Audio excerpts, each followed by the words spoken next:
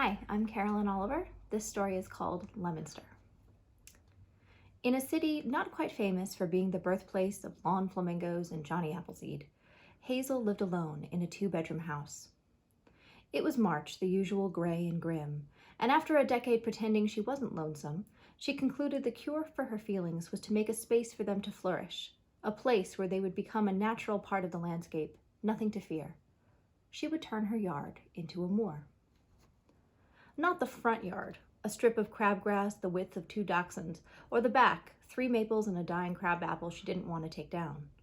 It was the side yard she chose, a half-acre slope running parallel to the driveway, bordered on the street by 10-foot arborvitaes, on the east and north by woods.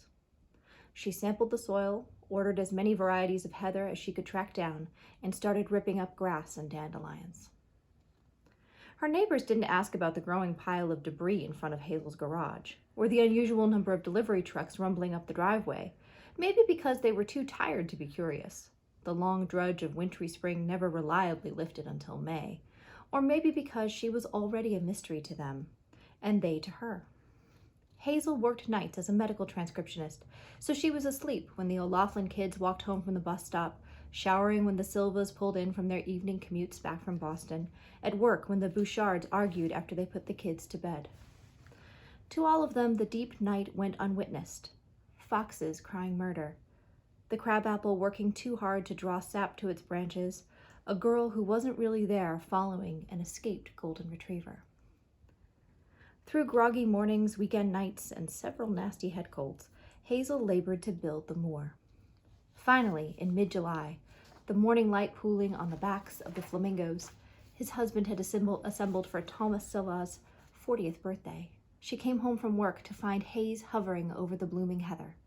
She got out of the car and stepped into Yorkshire. For an hour, she walked up and down and across the slope, running her fingers over the bracken and cotton grass. She could hardly bear to step inside to eat and change, so when it was time to sleep, she pulled down a quilt from the closet and settled down in a patch of shade. When she woke, a bird, she could swear it was a pheasant, startled skyward from a tuft of heather. Her back ached and her hair was damp, but instead of running a hot shower, she walked a little more and took the smell of the moor with her to the office. After the pheasant, other animals came. Grouse, lapwings and emperor moths, owls and hares and field mice who nibbled at the edges of the quilt. Neighborhood cats prowled the edges of the slope, desiring the mice but deterred by the hawks.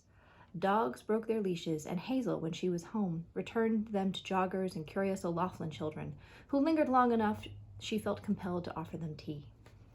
Resentment stirred within her, a sense that the moor, the place she'd built to make of her solitude a lovely thing, was busy trying to end it. She bought more arborvitaes to block off the border with the driveway, but that didn't stop the neighbors from peering through the branches. As fall turned winter, Hazel walked on the moor every morning after work, thrilled at the wet funk of it, the muffled sounds of scurrying. It didn't seem at all strange to her to collect golden plover feathers or snakeskins to decorate her window ledges, while the other residents of the cul-de-sac couldn't help but marvel at the thick fog draped over their neighborhood in the mornings and evenings, the conspicuous lack of snow, the boggy rain. New Englanders like to complain about winter, test their hardiness and their joints against its edges. But nobody could remember a year like this one. They ought to call that Channel 7 meteorologist, Miranda Bouchard said to Paul, but they didn't. Work, school, kids, Christmas. Plenty of snow and ice to deal with once you hit Union Street anyway. One morning in late spring, more than a year after she'd decided to make the moor, Hazel, exhausted from overtime at work and wearing trousers too thin for the chill, waded through the scrub at the top of the hill, stopping sometimes to squint into the woods, which seemed deeper and louder than she remembered. A step, a sizzle in the grass, a swerve, sting and a light rip in her skin. Hazel fell, there at the top of the hill, too quickly to see the adder retreating after the bite. Her ankle swelled and burned, and for minutes she sat stunned, unable to focus her thoughts on getting down the slope.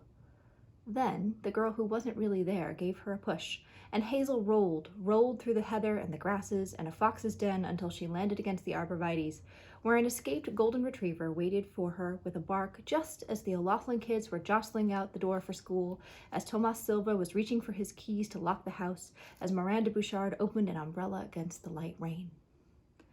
When she got back from the hospital, her front lawn was covered in plastic flamingos, fiery pink. The crabapple was blooming, and mist was just dissolving over the moor.